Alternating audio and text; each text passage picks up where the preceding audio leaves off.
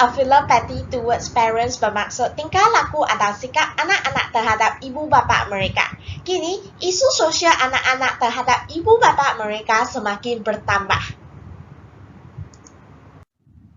Hari demi hari, banyak kes berkaitan remaja atau anak yang mengasari dan berlaku kejam terhadap ibu bapa telah dilaporkan. Antaranya seperti bercakap kasar, bersikap biadab terhadap mereka, mengabaikan ibu bapa, memukul ibu bapa, menyalahkan mereka dan sebagainya. Jadi, mengapakah perkara sebegini boleh berlaku?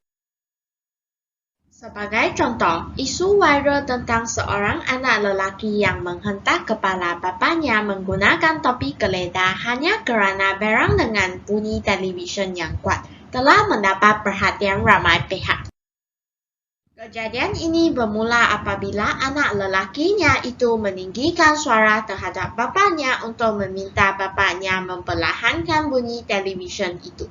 Mangsa yang kurang bersetuju dengan sikap anaknya menegur perbuatan anak lelaki itu. Dengan ini menyebabkan pertengkaran berlaku. Oleh sebab perasaan marah dan tidak puas hati dengan bapanya, remaja itu memukul bapaknya menggunakan topi geledah sehingga menyebabkan kecederaan. Pertengkaran itu berakhir setelah remaja lelaki itu keluar dari rumah. Laporan polis dibuat oleh bapak dan akhirnya anak lelaki itu ditahan oleh polis. Isu ini perlu kita jadikan sebagai contoh agar langkah awal dapat diambil untuk mencegah perkara sebegini berlaku lagi. Berbagai faktor atau punca yang mungkin menjadi asbab utama dalam penyebaran etika yang tidak baik ini. Dalam video ini, kami akan mengulas lebih lanjut tentang isu viral ini dengan membincangkan tentang faktor berlakunya serta implikasi daripada isu ini. Banyak senario mengenai anak-anak derhaka yang dapat kita lihat dalam masyarakat hari ini. Terdapat beberapa faktor yang telah menyebabkan berlakunya isu sosial ini. Antaranya, unsur keturunan telah memainkan peranan yang penting dalam membentuk akhlak dan peradaban anak-anak. Ibu bapa berperanan sebagai contoh kepada anak-anak dari aspek peradaban dan tata tertib.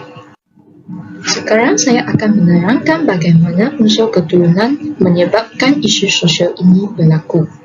Kata orang, pendidikan itu bermula dari rumah. Apa saja yang dilakukan oleh ibu bapa akan mudah diikuti oleh anak-anak, terutamanya mereka yang masih kecil.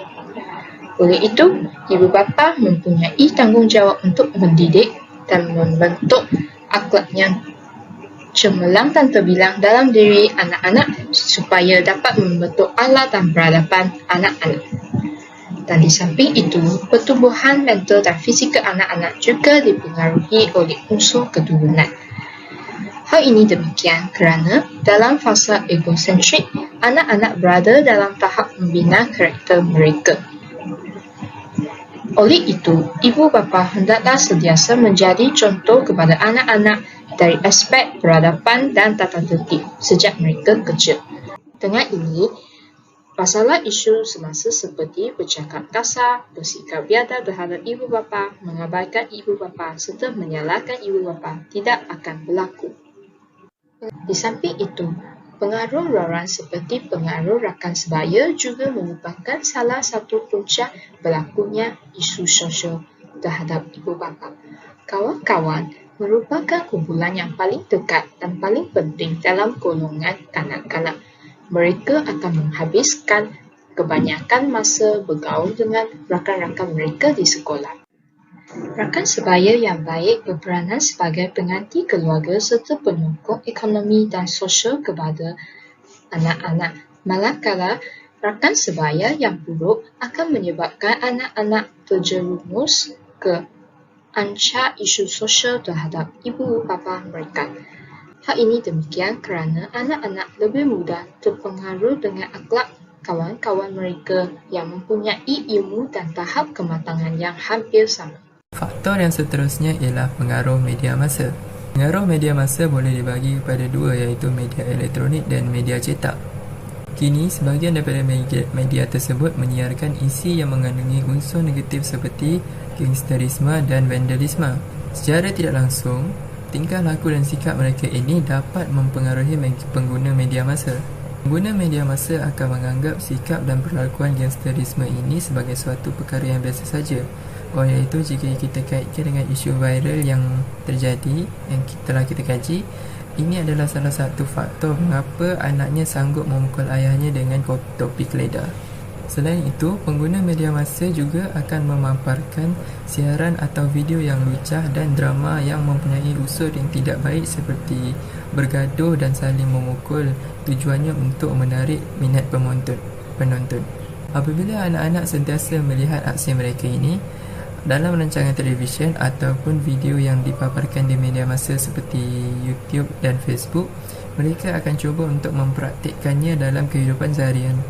Beralih kepada faktor yang seterusnya, iaitu kurang didikan agama. Tidak dapat dinafikan lagi bahawa pendidikan agama adalah faktor yang mampu membentuk sasial yang cemerlang dalam diri anak-anak. Didikan agama dapat membentuk etika dan peradaban anak-anak dari segi cara mereka berfikir, cara hidup dan cara bertindak serta berideologi. Sebagai manusia yang lemah dan sering melakukan kesalahan, kita memerlukan bimbingan dan panduan untuk menjalani kehidupan di muka bumi ini. Pendidikan agama dapat menjadi panduan dalam kehidupan anak-anak supaya dapat menentukan perkara yang betul dan salah, baik dan buruk. Pendidikan agama juga dapat membawa pembentukan adab dan moral dalam kalangan anak-anak. Faktor yang terakhir ialah memiliki sikap pemarah. Hal ini demikian kerana anak-anak tidak mampu mengawal emosi mereka dengan baik apabila kepentingan mereka terancam. Mereka akan marah akibat perkara yang kecil sahaja dan melakukan suatu perlakuan yang tidak berperi kemanusiaan seperti memukul orang lain.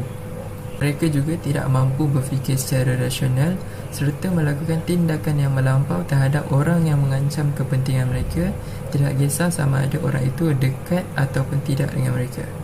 Mereka tidak mampu berfikir kesan daripada tindakan mereka. Mereka akan menyakitkan hati orang lain tanpa mengetahui kesalahan mereka, terutamanya kepada ibu bapa. Sekarang kita akan bergerak ke topik yang seterusnya, iaitu kesan positif yang boleh kita ambil daripada perbincangan ini. Dalam tugasan ini, kesan positif yang dapat kita ambil terbahagi kepada dua aspek atau dua kategori. Aspek yang pertama, kesan positif amalan berbakti kepada ibu bapa, dan aspek yang kedua, kesan positif isu remaja kurang ajar kepada ibu bapa. Di bahagian ini, kita akan membincangkan kesan atau implikasi yang boleh kita dapat daripada penyebaran isu viral ini. Isu viral kami ialah isu seorang anak yang mencederakan kepala bapanya. Dalam laporan ini, kita akan memfokuskan kesan atau impaknya terhadap masyarakat. Kesan positif daripada penyebaran isu viral ini ialah yang pertama, masyarakat boleh mengambil iktibar daripada perkara yang berlaku supaya kesalahan yang sama tidak akan berulang lagi. Isu viral ini juga akan membuka mata ibu bapa supaya lebih serius dalam memberi didikan kepada anak-anak. Ibu bapa perlulah tegas dan lebih perhatian dengan keadaan sekeliling anak-anak seperti dengan siapa dia berkawan, aktiviti apa yang dilakukan supaya pencegahan awal dapat diambil agar tidak ada lagi remaja yang terpengaruh dengan sikap dan aktiviti yang negatif. Seterusnya, untuk aspek yang kedua iaitu kesan positif amalan berbakti kepada ibu bapa. Secara keseluruhannya, kami dapat simpulkan kesan positif daripada amalan berbakti kepada ibu bapa ada tiga, iaitu yang pertama, hubungan keluarga terjamin sebagai tanda perhargaan, dan yang terakhir, konsep etika dan peradaban dapat diaplikasikan. Kesan amalan berbakti kepada ibu bapa yang pertama iaitu hubungan keluarga terjamin. Amalan berbakti kepada ibu bapa ini dapat menjaga hubungan silaturahim sesama keluarga. Kesan yang kedua ialah amalan ini adalah sebagai tanda penghargaan. Sebagai seorang anak, kita boleh menjadikan sikap mensantuni ibu bapa kita sebagai salah satu tanda penghargaan kita kepada mereka. Hal ini kerana ibu bapa telah banyak berkorban demi membesarkan anak-anak. Bak kata pepatah, rumput tidak tumbuh tanpa akar. Samalah seperti kita yang tiada apa-apa tanpa sokongan dan bantuan daripada ibu bapa kita dari kecil hinggalah dewasa. Kesan yang terakhir ialah konsep etika dan peradaban dapat diaplikasikan. Seperti yang kita tahu, tamadun-tamadun terdahulu sangat mementingkan tingkah laku dan pemikiran manusia. Hal ini kerana tingkah laku yang baik dapat membantu seseorang individu menentukan perkara yang baik dan buruk. Seperti yang kita belajar, salah satu aliran kaum Cina iaitu aliran Confucianism. Confucianism ada menerapkan ajaran Wulun atau 5 hubungan dalam masyarakat Cina. Ajaran ini bertujuan untuk melahirkan masyarakat yang holistik dalam pembangunan sasiah dan kebendaan.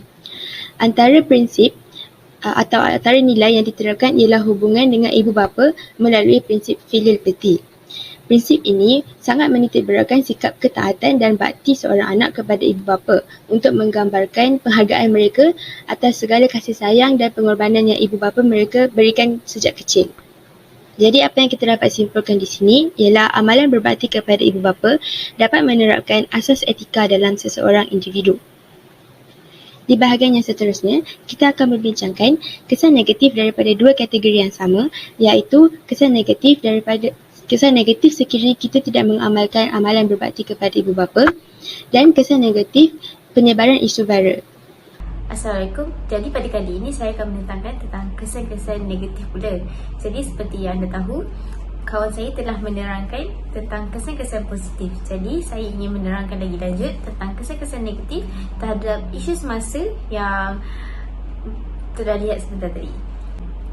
Jadi dalam slide ini kita akan dapat contoh tentang bagaimana yang mana gambar ini adalah gambar berita dengan gambar yang anak sedang pukul ibu bapa mereka. Jadi seperti yang kita tahu, di Malaysia ni sangat banyak berita-berita begini. Jadi kita akan terus kepada kesan-kesan negatif, yang mana kesan-kesan negatif ini terbagi kepada 3. Jadi untuk kesan negatif terhadap diri sendiri, kita ada 3 poin, iaitu poin yang pertama adalah si anak akan timbul rasa tidak hormat kerana memukul bukan orang luar, malahan mereka memukul ibu bapa mereka sendiri. Yalah, seperti kita tahu, kita sebagai orang Islam, kita hormat kepada ibu bapa itu amatlah penting untuk kita, kerana mereka adalah ibu bapa yang melahirkan kita dan membesarkan kita. Yang keduanya, si anak akan berasa mempunyai kuasa kerana telah berani biadab terhadap orang tua mereka. Biadab dengan memarah mereka, dengan meninggikan suara, ya gitu. Dan poin yang ketiga adalah si anak akan berasa berdosa kerana ibu bapa mereka apa yang telah dibuatnya. Jelas sebagai anak, kita akan rasa kilaf sebab itu orang tua kita.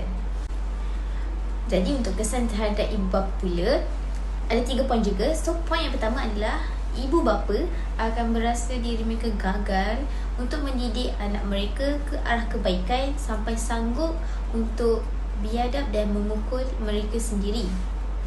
Poin yang kedua adalah ibu bapa mereka akan berasa malu dan dipandang serong dengan saudara mara dan jiran tetangga dengan kelakuan anak mereka sendiri.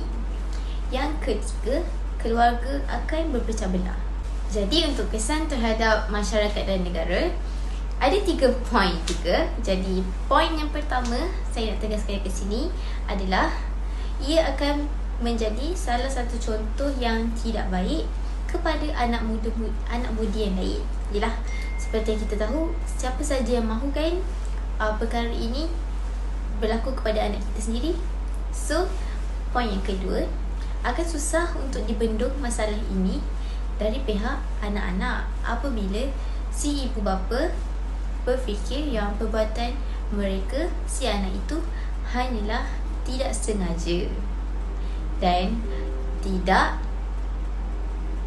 membetulkannya. Yang ketiga, negara kita akan dijadikan contoh sebagai sekadar contoh yang tidak baik, yang mana akan lambat pula lah. Yang ketiga, negara kita akan dijadikan contoh, tetapi sekadar contoh yang tidak baik, yang mana akan memburukkan lagi imej dan nama negara kita. Itu saja dari saya. Sekian, terima kasih.